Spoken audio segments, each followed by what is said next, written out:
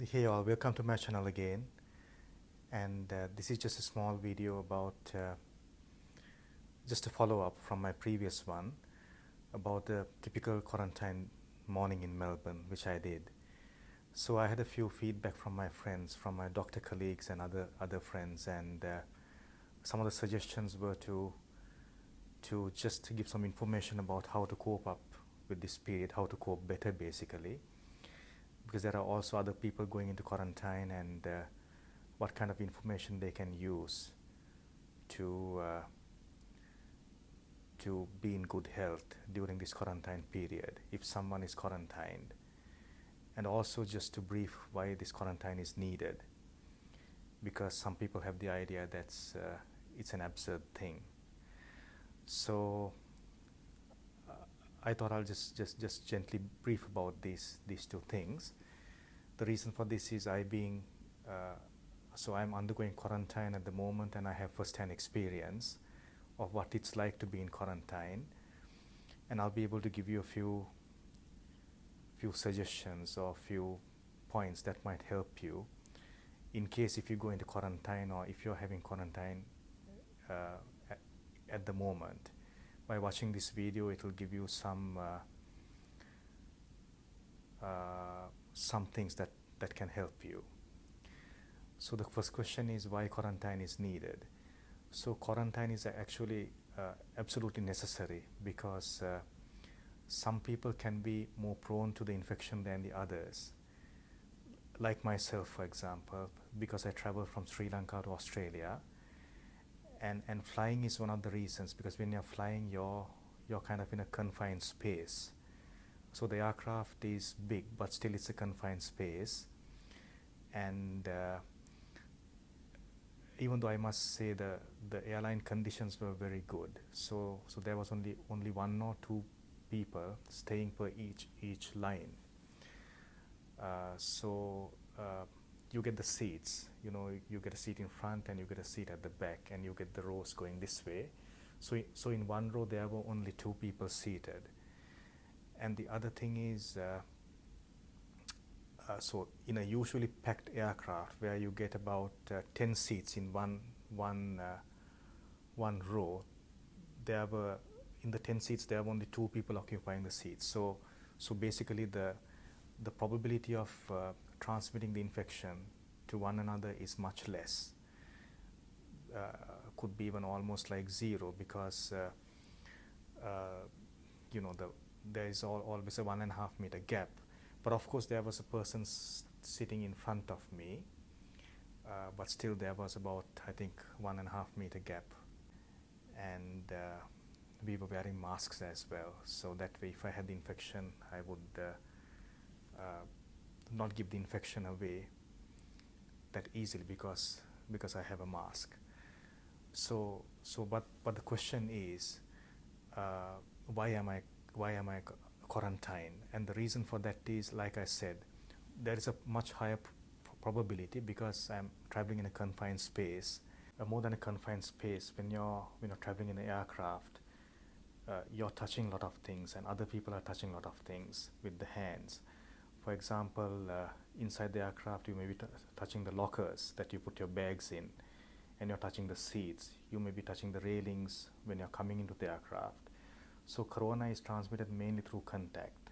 So somebody having the coronavirus may sneeze or cough, or might touch their face, and then touch some object, and somebody else might touch that object and touch their face, so that way they can get it. So at home you don't have anybody else, or you only have your family. But so when you're traveling in an aircraft, there are so many transit passengers from a lot of other places, and they touch certain objects in the aircraft, and you may be touching the same objects. So that way there's a higher probability. So air travel has been one of the most key factors in spreading the virus. So I'm actually happy that I'm quarantined, and it's absolutely needed to protect the other people. Now they tested me for the coronavirus, and it proved to be negative, but they're still keeping me for the complete 14 days, because that's the right thing to do. And so if there is a window period or an asymptomatic period where there are no symptoms, or the virus still hasn't got activated to such an extent where it can show in my, everybody will be still protected because 14 days I am going to be here. So they are taking all the precautions to make 100% sure that I am not, or almost 100% sure that I am not a source of infection when I go out. So it may be difficult, but I think it's the right thing to do. Now quarantine can be quite a difficult thing, because you're actually like as if you're in a prison, even though it's a very beautiful prison here with all the comforts and everything, but still I'm unable to go out of the room. Even though they haven't locked me up, I can open the door. I'm expected to stay inside the room, and that's what I've been doing. So of course there are some security personnel outside to know if somebody is coming out. So it's actually psychologically quite challenging, because I am only inside this space. So I can go to the bathroom, I have the corridor, I have the room, but that's all I have. And I of course have the window. When I open the window, there's a view of Melbourne.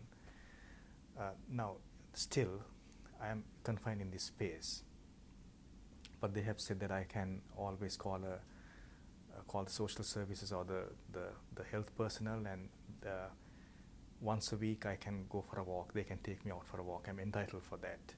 So probably they'll escort me, and I'll just go for a walk and I'll come back.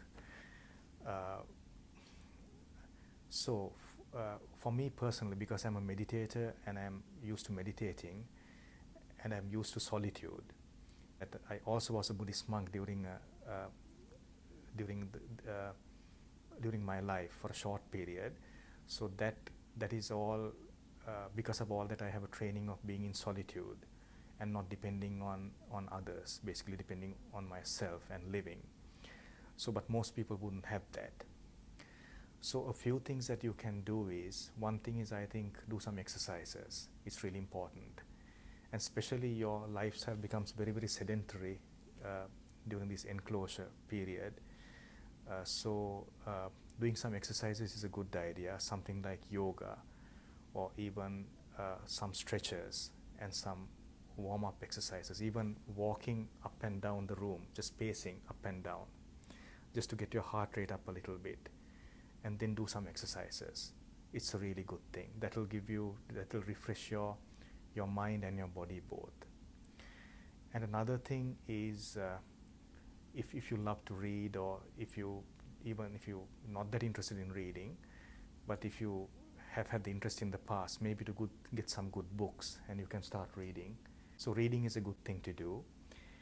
And in my case, I'm just experimenting, and I'm reading, I'm watching more videos about how to create YouTube videos, and how to create cinematic videos, and how to use a gimbal, and how to use a camera, and various things like that. So if you have any interest, YouTube is a good thing, and most of the quarantine places would give you internet access, I think, and that way you can YouTube is a great way of getting to know a lot of things, good knowledge, and so that's one of the things you can do. The other thing is, if you like movies, you can of course watch movies. They have given me free movies here, but I'm not a big fan of movies, and I hardly watch TV, so that's not my thing. But that's another thing that you can do. If you like to write, if you're a writer, you can, so I like writing, so that's one of the other things. You can engage yourself by writing. Another thing is, of course, meditation. So meditation is a really good way of going into yourself. The whole life we have been extrovert, and we see the things outside, what we see with our eyes, what we hear, what we smell, what we taste, what we touch, etc. But meditation is, you go inside and you observe your mind and your body. there are different kinds of meditation. I personally do something called Vipassana Meditation. The meaning of Vipassana is insight, or to see things really as they are. Vipassana meditation actually saved my life. Probably I won't be alive today if not for Vipassana meditation. And so that's when I had a heart attack in 2014. Vipassana came to me. You can read about this in my blog. So there's a description and a link below. You can go to my blog.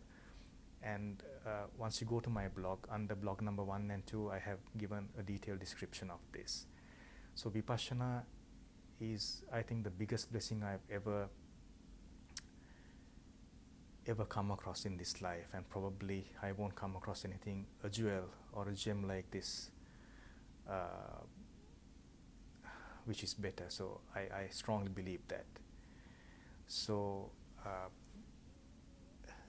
meditation is a good thing to do, and but if you have never meditated, I'm not too sure what kind of guided meditation there is in YouTube, but I'm sure you should be able to find something. But then again, be careful in what you find, because there can be different techniques and people may be trying to Vipassana is very, very pure in that way, because you actually observe your own body and mind, and you don't imagine things, or so you actually observe the reality as it is.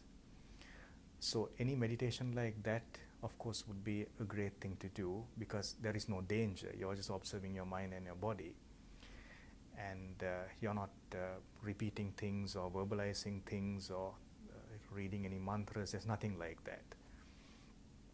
So there's another technique called Anapanasati. Maybe if you can go to any kind of a so there are a few Buddhist monks channels that you might be able to get this technique, Anapanasati. That is the mindfulness of breathing. So unfortunately, I'm not a meditation teacher, so I can't teach you meditation. But maybe after the quarantine period, if you're still interested, or even to read about meditation during this period, you can always go to my blog, which is also in my channel description, or under the video description of this, you can also find the link and learn more about it. So these 10-day courses are offered for free, and it's a great way. So you just need to give 10 days of your life, and you can discover that. So we spoke about how to keep yourself in good mental health relatively by doing exercises. So you can always pace up and down the room, do a brisk walk, and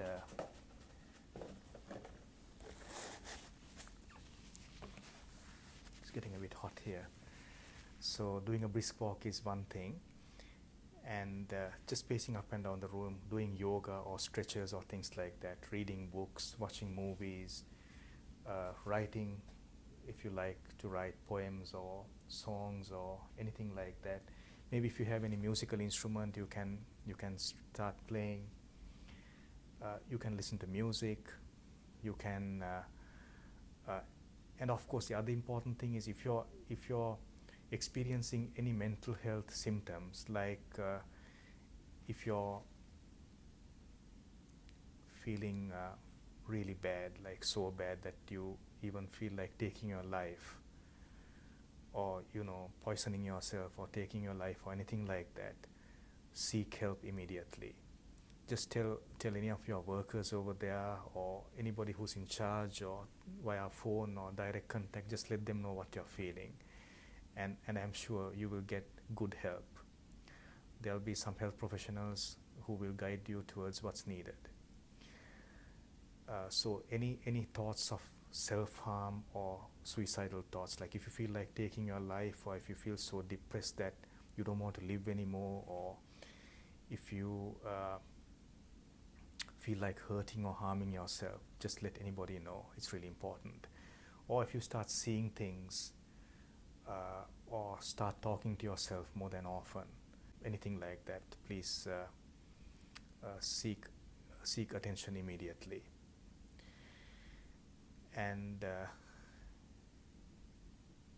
if you feel very anxious and so worried and scared and fear, also let them know. Well, hope that summarizes something. And I wasn't prepared for this vlog, or this just giving this information, just whatever came to my mind through my practice of medicine and through my own experiences. I just spoke to you.